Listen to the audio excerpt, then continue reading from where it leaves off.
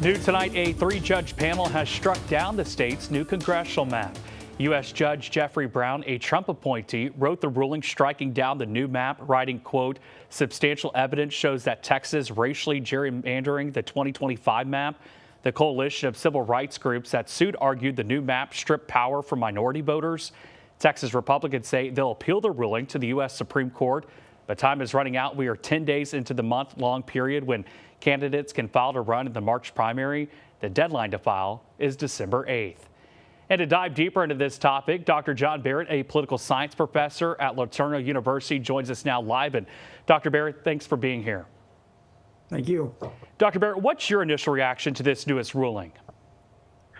Well, it's very interesting because for the Republicans, unless they can get this overturned, it will be a pretty significant setback for the midterm elections because California redistricted their maps in response to the redistricting here in Texas. And so if the redistricting in California stands, but the one in Texas is overturned, that means that the Democrats are going to go into the midterms with some advantages that they didn't have the last time around.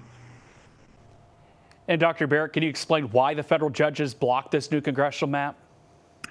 Sure. So federal law prohibits racial gerrymandering, right? So you can creatively draw the districts for political purposes. That's kind of tolerated. But if you're doing it in a way that racially discriminates, that's considered unconstitutional. It's very difficult to kind of sort out one from the other because voting patterns oftentimes fall along ethnic lines. And so the ruling here was that this is racial discrimination, and so that's why it got thrown out.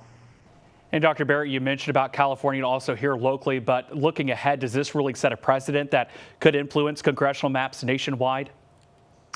Well, we're seeing a scramble right now to redistrict the maps because everybody's trying to maximize their advantage, right? The Congress is very narrowly controlled by the Republicans, and so a shift of a handful of seats would give the Democrats control, and that would be a very significant setback to the Trump administration.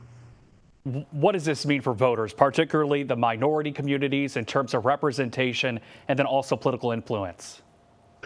Well, for us here in East Texas, what it means is things are going to kind of stay the way that they were before, right? The new maps had this kind of layer cake pattern to it where it was kind of stretching across over to the Dallas area. And so unless the Supreme Court, again, overturns the rejection, then we're going to go back to the maps that we've been using. And Dr. Barrett, as we've mentioned, Texas plans to appeal this decision. How likely are they to succeed?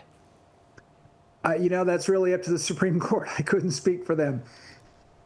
All righty. Well, Dr. Barrett, thank you for your time. We appreciate it. Thank you.